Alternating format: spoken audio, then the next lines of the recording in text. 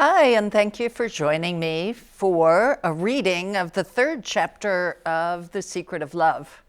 And for those of you who are just joining now, I'm going to give you a little background, short background, and then just jump into reading from the book. If you go to earlier episodes, I spoke about different aspects of love. That's what this entire series is about. And if you have been coming here and watching the show, thank you for those of you who called in and said that you're appreciating it. And also, if you have any suggestions of something in particular you'd like me to address, I can take a break from reading and utilize one of the episodes to answer your questions. So just to give you a little background, the reason I'm reading from the book is because our Audible is not quite finalized yet. We will have an Audible version of the book. But I thought, why not come and join me and just put on a headset and you can just hear the book and walk around, water your plants, feed your animals, dogs, cats, whatever you like to do, or you can hear the book in your car. So just to let you know that the second chapter that I did in the last episode really outlines the three principles of mind, thought, and consciousness, which this entire book is based upon, I should say. Everything we have in the world, in our lives, in our experiences, is built from mind, thought, and consciousness. That's how we get an experience of life, moment to moment, all the time, everybody. That's why they're called principles, because they're true for everyone on the planet, whether people know about it or not, just like gravity is true for everyone. So before I go into chapter 3, which is the title of the chapter is Wisdom, Your Internal Compass on the Road to Change. Really love this chapter. I just am going to backtrack a little bit. The end of chapter 2 talks about how to read or how to listen to the book. We say, please don't try to understand this intellectually. It's important to know. Don't get caught up in the words. The words can only be used as pointers to what you see for yourself. The idea is for you to get the feel for how you operate within yourself. It's amazing what happens when you take the focus off your partner and what they are doing or not doing and look within yourself instead. The principles explain this inside-out nature of experience. The principles of mind, thought, and consciousness are a constant force of nature that work through us to create all human experiences. They explain why your partner can appear as a blessing on one day and a curse the next. We all know that we think, but we really can't understand the nature of thought by thinking about it. To understand it, you have to look deeper, where you see beyond the content of your thoughts to the power that brings you that content. There's a power, the same power that beats our heart and pumps our lungs. That's the power that gives us the gift of thought also. And the ability to think anything. The deeper a person understands how the principles work, the more they see how to work with them to benefit and expand their life rather than work against them and live a stressful life. It happens automatically. Nothing could be easier. All that is necessary is a healthy curiosity about how the principles work within you and within everyone. We've each been touched by these principles for more than 30 years. That's my co-author Christine Heath and myself. Yet we continue to see deeper into the role of the principles, the role they play in our lives.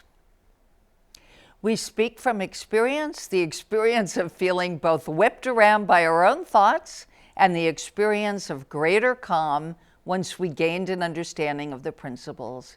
It's like living in two different worlds. I can guarantee you that. Okay, so wisdom, your internal compass on the road to change.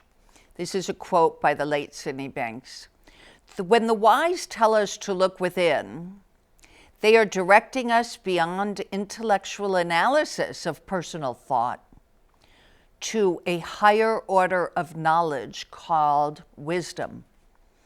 Wisdom is an innate intelligence everyone possesses deep within their souls before the contamination of the outer world of creation.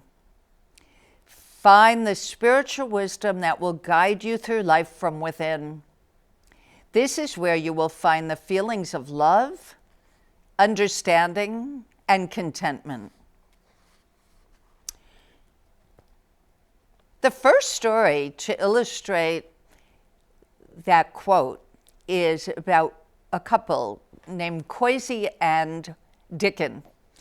Dickon Bettinger is a psychologist who wrote a book called Coming Home, and Dickon offers workshops and talks all over the world on the three principles.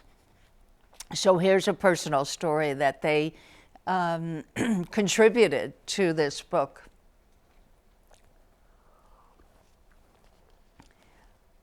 Coisy says, there came a time when we faced the biggest decision of our married life together.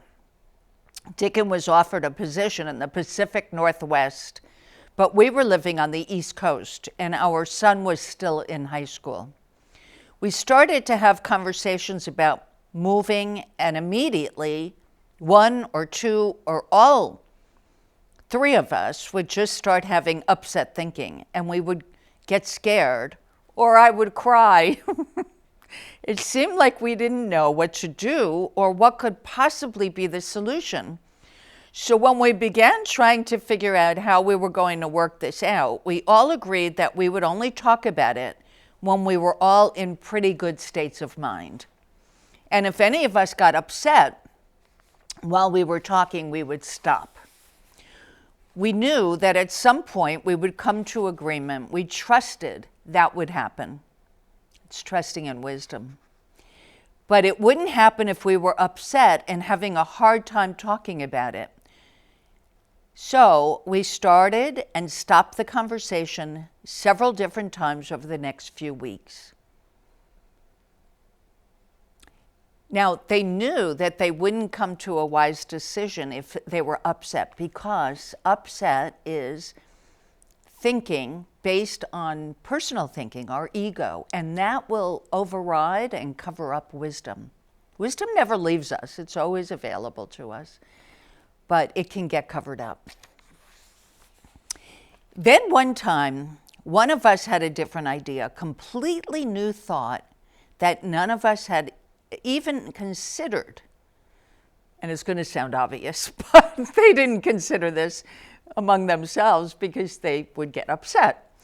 So what they came to was for Dickon to go out to Washington by himself, and Coisy would stay back with Ben until he finished his last year of high school. It made so much sense to all of us immediately. It was a big relief, and it felt so right that we just trusted it. You can feel wisdom. Immediately, we began to put our energy into thinking about what we could do to make it the absolute best year that our family ever had. So not only did they see, the simplicity of, well, Dickon will just go out for Ben's last year, and then Koisi will join him. And I believe they have a younger daughter also. And Ben would be off to college. But they were also going to make it the best year ever. Now, how did they do that? With Dickon on the West Coast and the rest of the family on the East Coast. Immediately, we all began to get creative and came up with new ideas for how to do that. And it ended up creating a remarkable, growth-filled year for all of us. I don't think we would have gotten there if we had used our old way of thinking. We probably would have forced a decision that would have been really difficult for somebody. Most likely, we would have forced our son to move with us.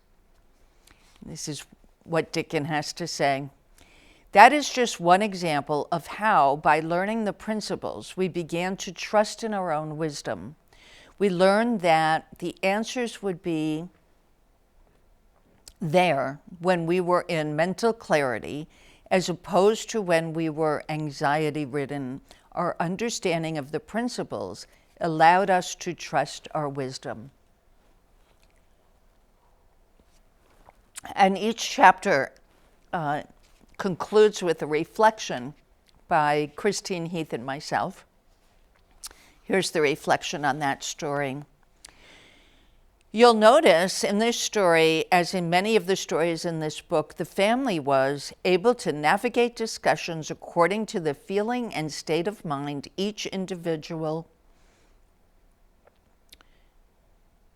the state of mind of each individual within the group. They also knew that they could trust wisdom would help them see the best solution that would work for everyone. Wisdom is the ability to recognize our own thinking and see it for what it is. It also allows us to recognize that we are part of the spiritual energy of life. Wisdom is the space we come from when we have clear thinking, and we can navigate through life more optimally then. Wisdom is an internal intelligence that comes to us from mind. How wisdom manifests in our life is what we call clear thinking, a feeling of knowing, or intuition. Wisdom is a transcendent intelligence from which we're able to see the best answer possible for that particular situation. Wisdom may not always tell you exactly what to do in your life, but this state of mind will help you recognize the best answers possible at the time. These answers will be good for everyone, not just you. Wisdom is impersonal and always directs us to the common good. Wisdom is never selfish, careless, or dangerous. When we disagree with people or we see things differently, wisdom will help people arrive at alternatives that will work for everyone, as in the case of Koisi and Dickon's story. When we're caught up in our thinking, we can only see the answers we've already come up with, blinding us from the ability to come with a whole new answer. When we understand how wisdom works, we're less attached to our own ideas because we know there is always another answer. We just have to wait for it to appear. Knowing there's another answer makes life less scary.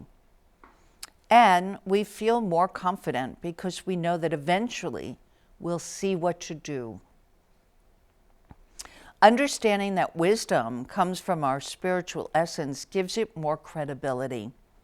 So then we pay more attention to it because we know that we can trust that state of mind, which is before the ego, before personal thinking. Then it's easy to let go of the answers we've already formulated that won't fit for everyone concerned. Whether you are coordinating between individuals or in a group, the answer will feel right to everyone. When the people involved get that feeling of yes, That's the answer. You know that everyone is on the same page, and then everyone can get behind whatever the change is. It reminds me of when Christine and I were coming up with the title for the book. We knew we wanted 2 words, secret, and because it's really the best kept secret. These 3 principles are the best kept secret in the planet.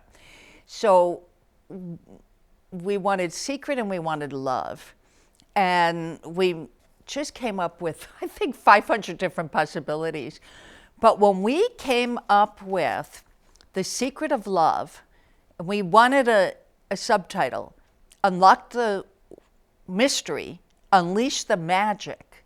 It was bingo. We all, the 2 of us, we knew right away, that's it, that's it. And it took us a while to arrive there because we were waiting for that feeling. It's like a magical feeling that just knows. And it was amazing that both Chris and I just knew it right away that that was the right title. So that's a personal example of how wisdom works through us when we know what we're listening for. Or the feeling we're listening for, that's really what it is. We're listening for a feeling that just knows. So this is another quote by Sid Banks. When the answers are complicated, it is the intellect. When the answers are simple, it's the spirit.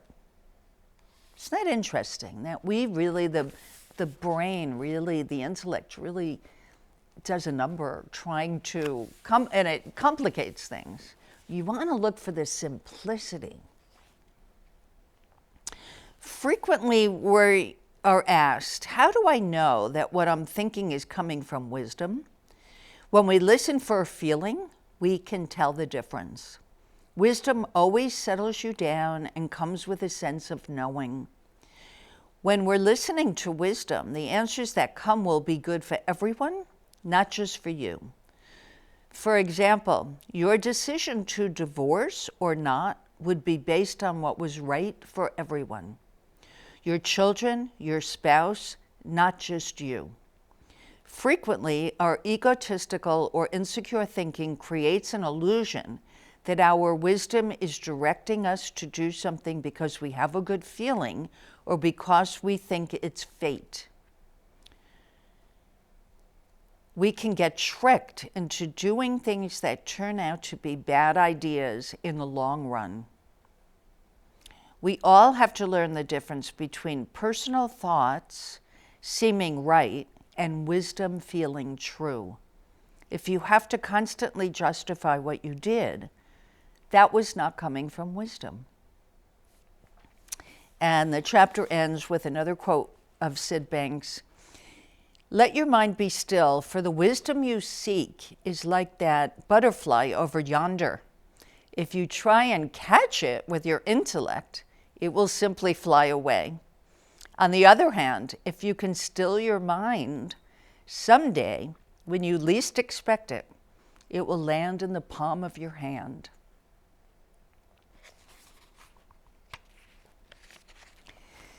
So, understanding the thought-feeling connection. I won't be able to read the full chapter, but when I also recommend, if you're listening to this as a replay or as a podcast, I would take a break for yourself now. Just take a break and just quiet your mind and see what you see, not by intellectually thinking about what I just read.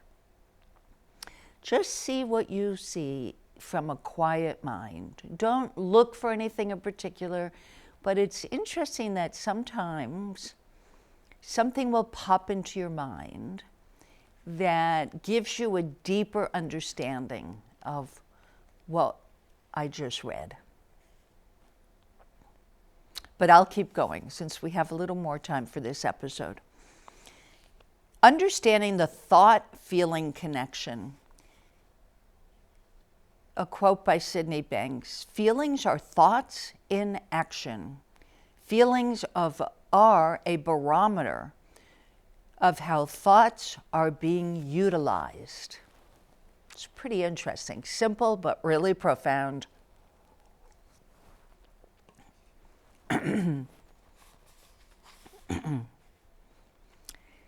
Here's another story by Coisy and Dickens, and Dickens starts this one off. After being introduced to the principles, I began to wake up to the enormous amount of thinking I was doing and saw that I had been generating tension and stress. The more I woke up to the fact that my thinking was creating my stress, the more I began to back away from, let go of, or fall away from the thinking that I was doing and saw that it was unnecessary. From this new understanding, I naturally found myself being much less preoccupied when I was home, and I was more present as a result. I became less serious and more lighthearted, more playful at home, and with my kids. Going from preoccupied to being more present was directly and immediately dramatic. In my case, I'd been so preoccupied that my kids called me a space cadet. You have to realize that Dickens was a long-term psychologist, PhD psychologist, but his head was filled with a lot of thinking. He read a lot. He, was always keeping up with the latest theory or the latest practice or the latest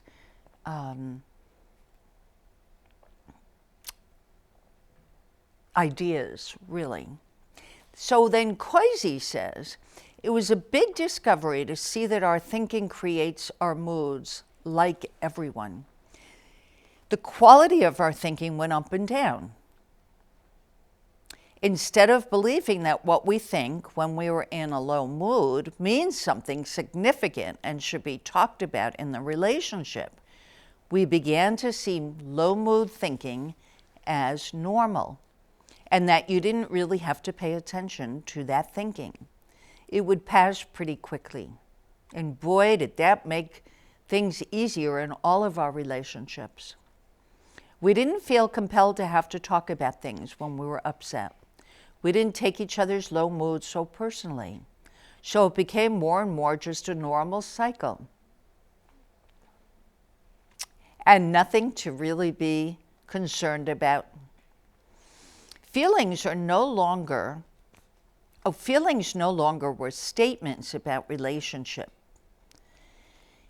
They just became indicators of the quality of thought that was coming through us. That was huge. It took the pressure off.